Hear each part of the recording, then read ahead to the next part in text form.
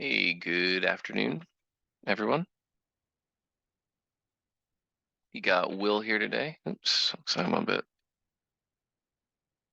Okay, look there. All right. I got Will here today. I do have some pre-submitted questions for today. Let me grab those and put them in the chat. Where is my question? There we go. It looks like our first question would be up from Elizabeth.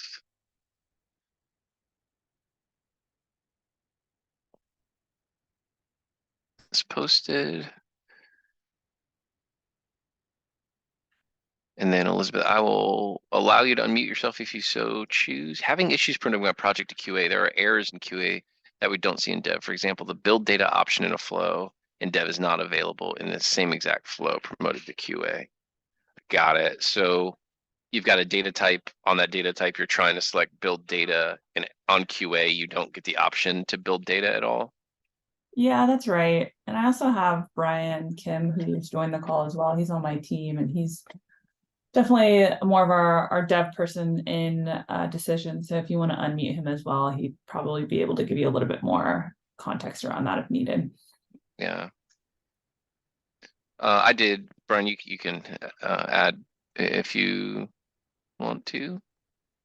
Yeah. I mean, there's not much else to add aside from what Lizzie has said. Okay.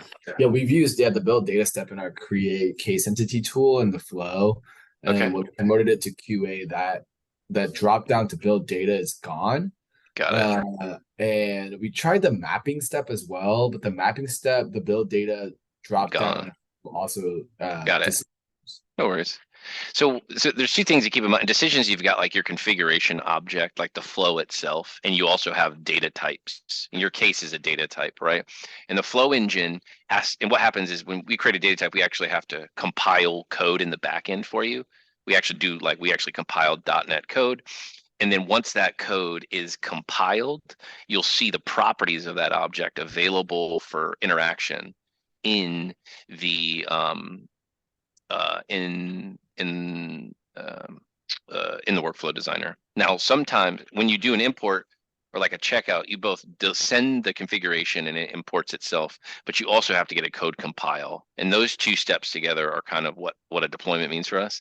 From time to time, you might have a code compile issue on deployment. So the first thing I would do is go find your case data type. And I don't have Word. I might have a case somewhere. Oh, do I have a case anywhere?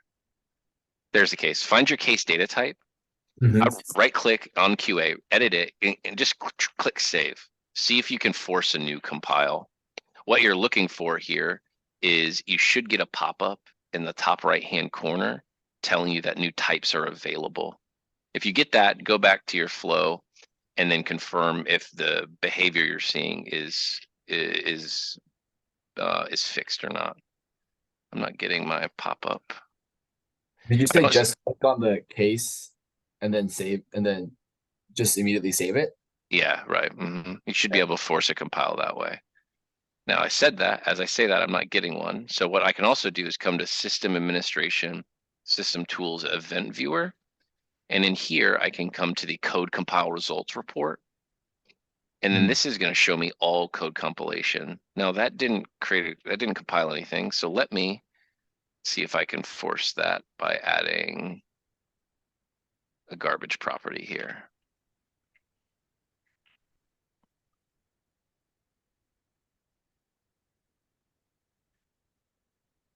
Or maybe my local is in a bad state for some reason.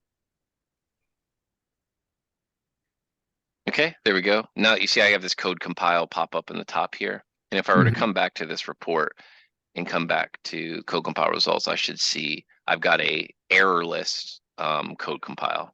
The first thing you want to do whenever you get in a state like this, where your data type properties, like you can see it in the portal, right? I can edit this and I can see, the string 1 and string 2 properties. Um, um, you really don't want to add a new property. You want to just do save if you can. Otherwise, what you could look at is on your folder under other, there is recompile data structures or recompile all code buckets. I don't actually know why we have different actions for that.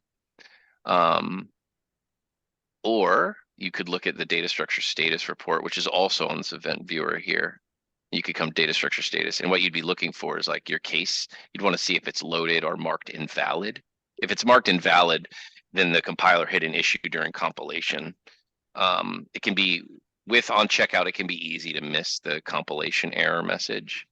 But yeah, I think manually forcing a change, using one of these recompiled data type actions, confirming you get a code compilation, that's likely going to resolve your issue. Now, if you get an error, like if on the code compile, if you see a bunch of pop-ups, or in this code compile results report, if you see an error here, we're going to need support's help to tease out what's going on and why you're hitting that particular error. That's probably going to be outside the scope of my ability to help you on one of these lunch and learns. Got it. So Cool. hopefully, Okay. hopefully some of that helps. Yeah. We'll try it. Okay, great. All right, Chris, you are up next, sir. In Studio, there's a management option on a flow, clear flow step. Oh, okay, flow step cache. All right, let's see. Let me get your question into the chat. And let me post this for everyone. So in Studio, there is a management option on a flow to clear flow step caches. Is there any way on one flow to clear these step caches for another flow? I think you can target a clear cache step with the proper cache name. I'm probably going to fail to find out what that particular cache name is going to be. Let me just create a flow here really quick. All right, so you're asking about this action, right? Manage clear flow step cache, right? Yep, that's the one. Yeah, so I think in a flow, there are clear cache steps. So there's clear cache by name. Oh, never mind. We have a defined step for that. Easy, clear flow step cache. You just pass it the flow ID of that flow. Wonderful. That was easier than I was expecting. And that should clear the outcome cache of the flow whose ID you pass in here. So that's so the flow ID goes there, and then it's as simple as that to clear the steps, the cache Yeah, steps out of that correct. flow. Should be. Yep, that's what this step is intended for. So any outcome caching should get cleared out when this flow is run. Okay, that looks promising. Thanks. Yeah, you bet, man. Happy to help. Now that's all of our pre-submitted questions. So if there's any other questions, please get them into Q&A, into chat, or just raise your hand and I'll call on you and you can just ask it verbally, whichever is good. All right, Nancy's got a question. Go ahead, Nancy. What do you got? Hi, Will. I am needing to produce some totals or counts, and I want to do it in my preference is an active form flow. Okay. I can't get the, is it the rule collection filter? It just doesn't like it when I put the rule collection filter in an active form flow. I'm not sure if I'm doing something wrong. Like the flow stops running when you do it? I can't get it to, I can't get the inputs in there. Inputs. The input into the rule collection filter. Are you, oh, okay, so you're trying to pass like the form control data into it? I'm actually gathering some information like through a fetch entity Okay. step or something. And then I want to do a rule collection filter because there's certain things that I want to get counts on.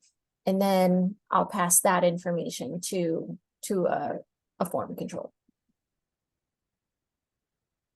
Okay. Maybe All right, there's a so different way to do it, but let's see. I'll just do it this way. I'm going to put a number box on my form, call this count of accounts. And then I'll come in here and I'll add an active form flow. And what I'll do here is I'm just going to fetch all accounts. This probably won't match exactly, but let's just see here. I'm going to fetch accounts. Okay, and I'm going to use a collection. I'm going to search for collection. drag over a rule collection filter. And then I'm gonna find, I'll configure that in a second. I'm gonna go to form rules, set control value. And in here, I'm gonna pick form data number box. And then the value I'll select from flow will be the rule collection output count. All right, and then I'll come to my rule collection filter. My input collection will be entity results, which is my account array. And then I'll come in and I'll edit my rule. And I'll say if the entity, which is a single account, email address. Okay, for some reason, I can't, it doesn't let me select. Any of the inputs, Right. maybe confirm that you have expose flow data set to true on the rule collection filter. Okay. Okay. That allows you to access the parent flow data automatically. Okay, maybe that's it. Maybe that's what I'm missing.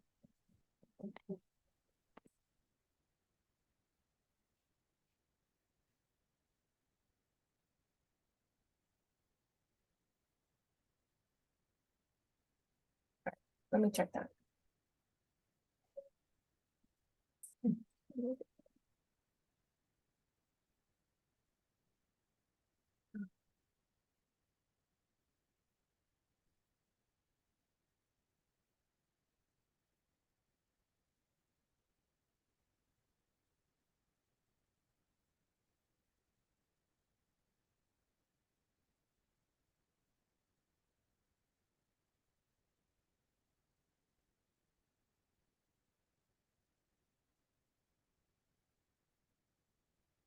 Oh, it is checked.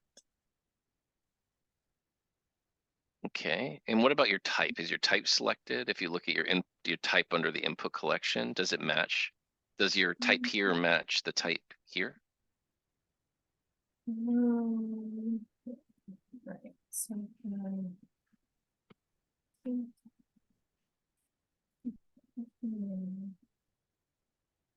it's the same, obviously it's not a count, but it's my type matches what I want. Yes.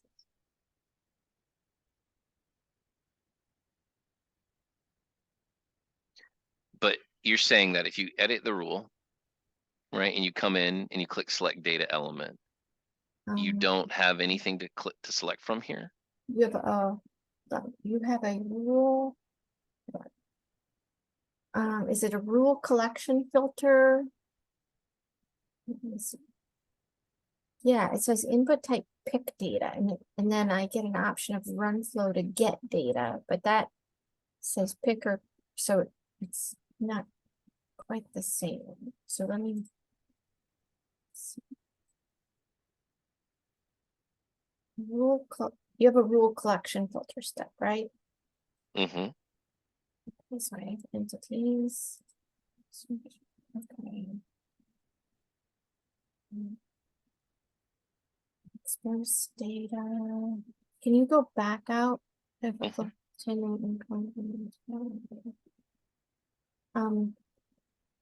so I'm exposing the data.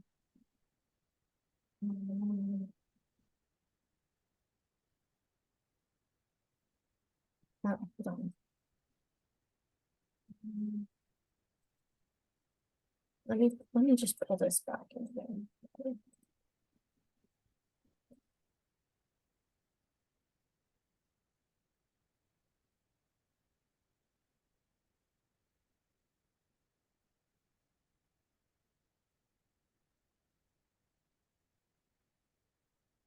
Oh, you know, something's kind of going on. So I'll have to. It looks like it's possible. I just don't have the answer.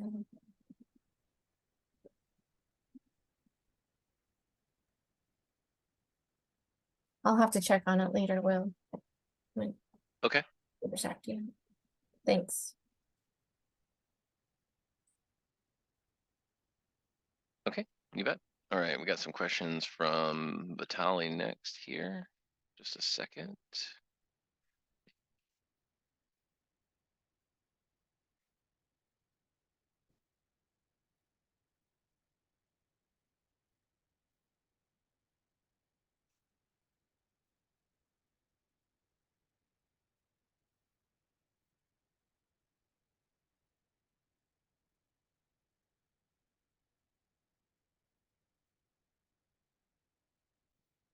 All right, on the is valid password step from account service, why is it throwing an exception if the password does not meet requirements instead of going to false path?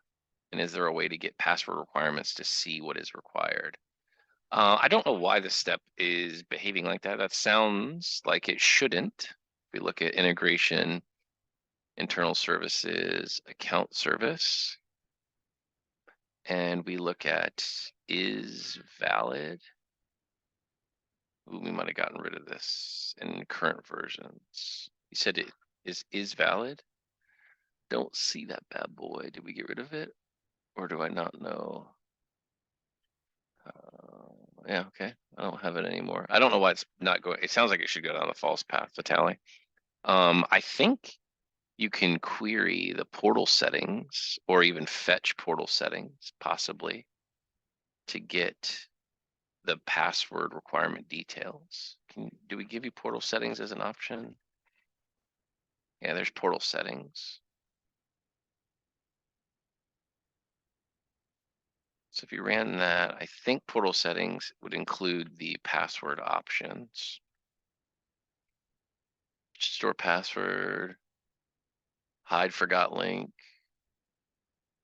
min cares, yeah, min cares is symbol is number, so you could derive, I think. You could derive that from fetching portal settings. So if we go back to internal services, that just sounds like the step is malformed. That sounds like a DT to me. Check, you said, check. We've been removing, are you running a current version, Tally? We've been removing a lot of internal service methods through some security work over the last 4 or 5 releases.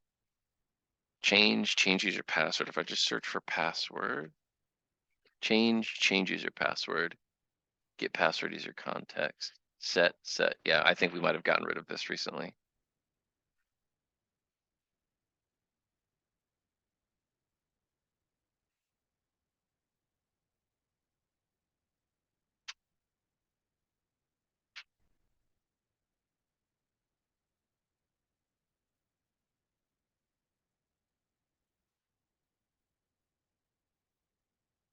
So yeah, I think not looks like that step is gone away. To your point though, you can access password configurations by fetching portal settings if you needed to. To your other question, if it was 10 inputs and calling it by API with only 5 properties, completely omitting the other 5, as long as those inputs are set to can be null, you should be able to not pass them in. Are your inputs nullable? Yeah, they're nullable, but can you just not use them? Like the issue is not passing null inside of the property. The thing is, like, if you have request first name, last name, but you just send a request with the first name, you don't have like a in request body a last name at all. Will it break? I mean, as long as the input's nullable, it can be null for like last name. It should go through. It's just a question of can your flow operate with a null value for last name, or does that throw any errors? But this should allow you to call it with a variety of different payloads. So if you have string 1 and string 2 here in the input data, and when you call the API just with string 1, you don't even mention string 2. So it's not like you're setting it to null. You just don't use it at all. Yeah. Let's see. So I'll do string 1 can be null, string 2 can be null, right? And then let's go ahead and we will just do this. And we will create an output here called out. And here we'll do lane merge, and I'll just take str1 plus str2 and pass it back. And save. Let me go to configure integration, call this as an API. All right, then view, get my view integration details page.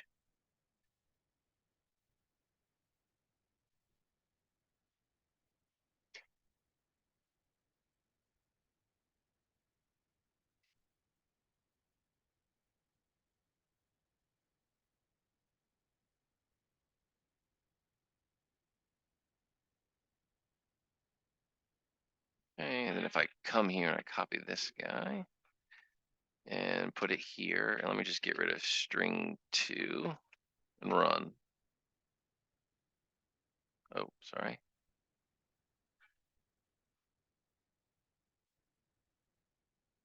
Test, right? And if I did this, if I added string 2 back, it should be test plus test. So yeah, I mean, it's, as long as the input's nullable is the only thing that you need to control for. Okay, thanks. I'll double check on that.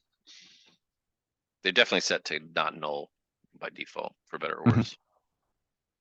Okay, thanks.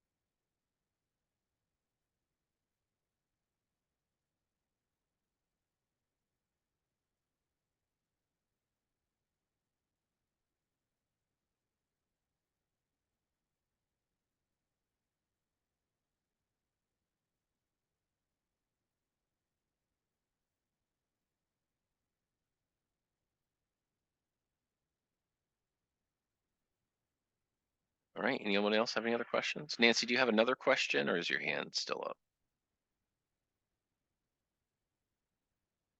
Oh, okay. All right, anybody else have anything? We're about halfway through and then have a couple people that have left so far.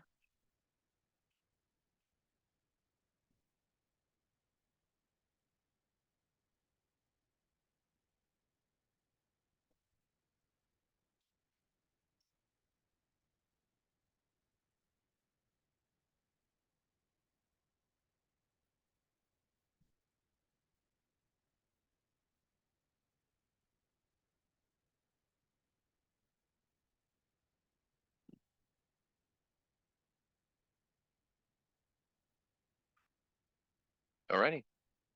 All right, thanks everybody. I think tomorrow you've got Jared and then Thursday you've got Sin. Thanks everyone for the time and have a great day.